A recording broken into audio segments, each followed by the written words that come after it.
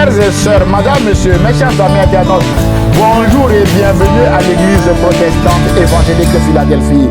Ici votre bien-aimé, pasteur Célestin Souga. Je suis toujours dans la joie de partager la parole de Dieu avec vous, mes chers amis internautes. Mon frère, ma sœur, n'attendez pas un tremblement de terre sous votre pied pour confesser que Jésus-Christ est le Fils de Dieu. N'attendez pas que Dieu fasse un spectacle devant vous pour le craindre, mes bien-aimés. Mais craignez Dieu parce qu'il est grand et redoutable, comme il est écrit en Néhémie chapitre 1er verset 5, que Dieu est grand et redoutable. Alors, que signifie craindre Dieu, mes bien-aimés dans le Seigneur?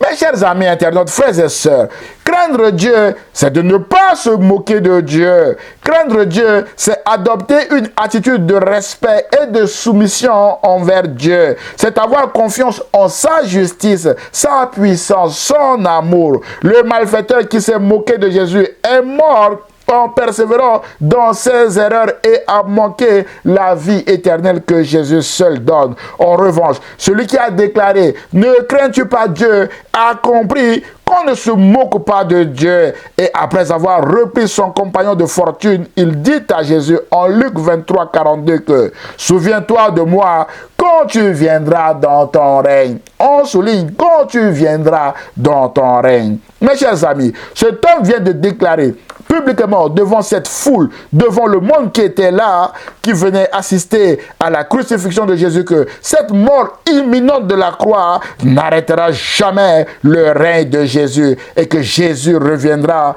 pour juger le monde. Cet homme place son espérance future ou sa foi dans le retour imminent de Jésus en lui demandant de se souvenir de lui lorsqu'il reviendra, mes bien-aimés dans le Seigneur, pour son règne. C'est le message central de l'évangile de Jésus-Christ que cet homme a compris à la dernière seconde de sa vie et qu'il vient de confesser publiquement devant cette foule. Alors, boum, la sentence tombe. Jésus lui répondit, je te le dis en vérité, aujourd'hui, pas demain, aujourd'hui, tu seras avec moi dans le paradis. Waouh! Mes chers amis internautes, frères et sœurs, avant cet homme, personne n'a jamais confessé Jésus publiquement et spectaculairement sur une croix. Cet homme l'a fait avec brio. C'est pourquoi Jésus l'a délivré aussi de façon spectaculaire et il est parti au paradis ce jour-là même avec Jésus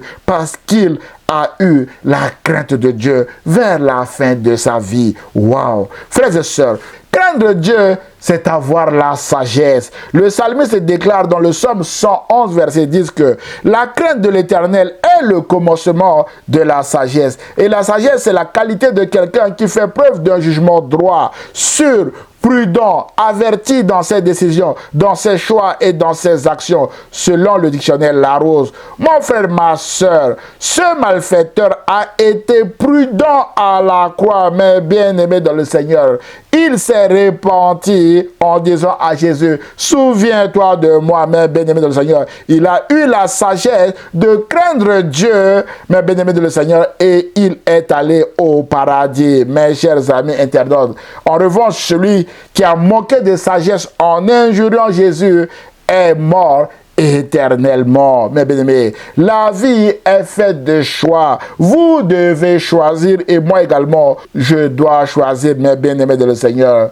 Parce que la Bible déclare en Deutéronome chapitre 30 verset 19 que j'ai mis devant toi la vie et la mort, la bénédiction et la malédiction. Choisis la vie afin que tu vives toi et ta postérité. Mon frère, ma soeur, vous devez faire un bon choix comme ce malfaiteur repenti, mais bien-aimé dans le Seigneur. Que Dieu vous donne la sagesse de faire ce bon choix et de continuer de marcher avec Jésus qui est la vie, d'après Jean chapitre 14, verset 6.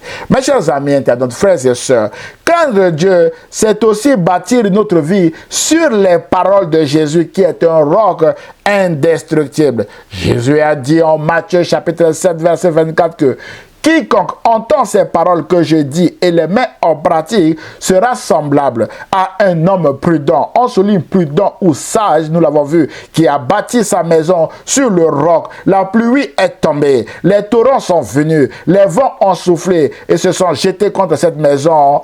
Elle n'est point tombée parce qu'elle était fondée sur le roc. Mais quiconque entend ces paroles que je dis et ne les met pas en pratique sera semblable à un homme insensé ou qui a manqué de sagesse et qui a bâti sa maison sur le sable. La pluie est tombée, les torrents sont venus, les vents ont soufflé et ont battu cette maison. Elle est tombée et sa ruine a été grande. Mon frère, ma soeur, ce message vise à vous encourager à craindre Dieu en bâtissant votre vie sur les paroles de Jésus. C'est ainsi que vous serez appelés des hommes et des femmes prudents ou prudentes, ou des hommes et des femmes qui craignent Dieu, mais bien-aimés dans le Seigneur.